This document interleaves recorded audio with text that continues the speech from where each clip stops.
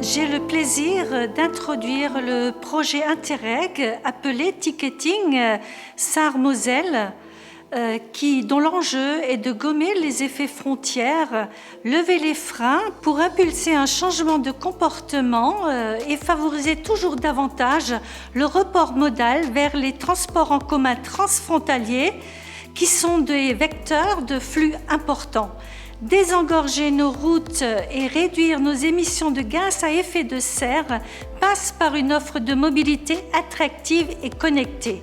Ainsi, le projet Ticketing Moselle-Sarre comporte un objectif opérationnel qui est d'élaborer et d'expérimenter l'utilisation d'un titre de transport unique sur cette ligne transfrontalière de Hombourg-Haut à Sarrebruck, un titre qui soit reconnu par les systèmes français et allemands pour à terme être étendu à d'autres lignes transfrontalières sur le linéaire des 800 km de frontières de la région Grand Est.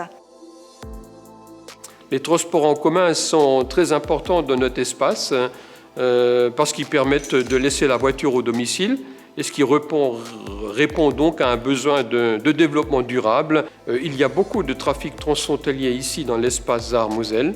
Des gens se déplacent à la fois pour faire du shopping, pour leurs loisirs, mais aussi pour travailler, pour se former. Ils vont au lycée franco-allemand, ils vont à l'université sarroise, des Sarrois viennent en Moselle.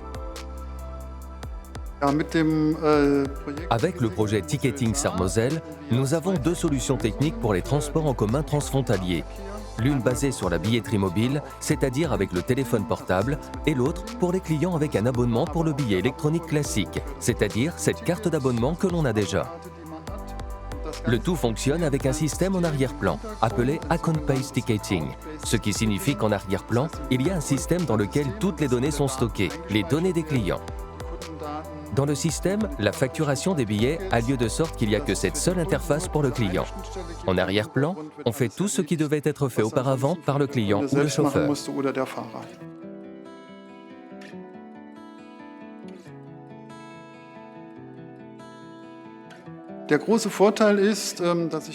Le grand avantage est qu'en tant que client des transports locaux, je n'ai pas besoin d'acheter un billet pour me rendre à la frontière, puis de descendre et d'acheter un nouveau billet pour continuer mon voyage à la frontière, comme je le faisais dans le passé.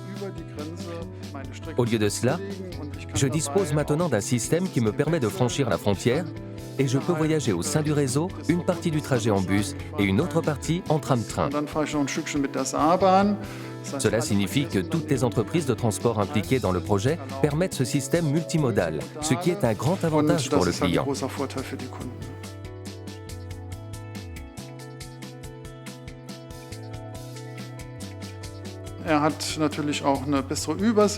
Bien entendu, il a également une meilleure vue d'ensemble des billets qu'il a achetés. Il peut les consulter dans l'application et dispose d'un service client qu'il peut contacter et qui dispose également des informations nécessaires, ce qui augmente considérablement le confort et facilite bien sûr la tâche du personnel de conduite, qui n'a pas à chercher à chaque fois le type de billet dont il a besoin, mais peut simplement le gérer via l'application.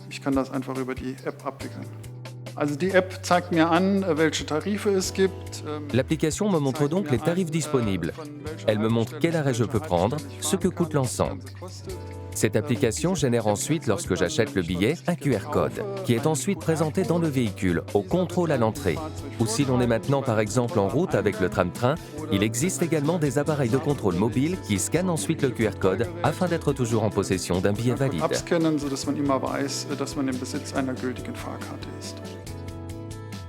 Les avantages du système se décomposent en trois vecteurs qui sont plus ou moins complémentaires. Le premier consiste en l'amélioration du service client qui passe par un service individualisé, dématérialisé et accessible qui permet de voyager avec un seul support. Deuxièmement, il faudra faciliter la mobilité transfrontalière.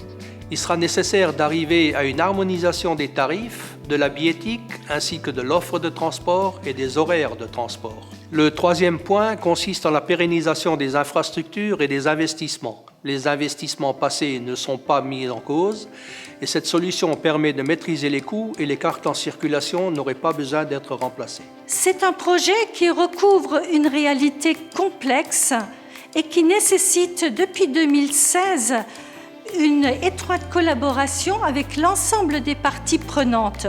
Et donc le ticketing, avec cette possibilité de prendre un seul titre de transport, opérabilité qu'il y a derrière, permet donc avec ce titre de changer de bus, de changer de territoire, d'aller d'Allemagne en France avec un même ticket, avec un même titre de transport qui peut donc se prendre par contact direct.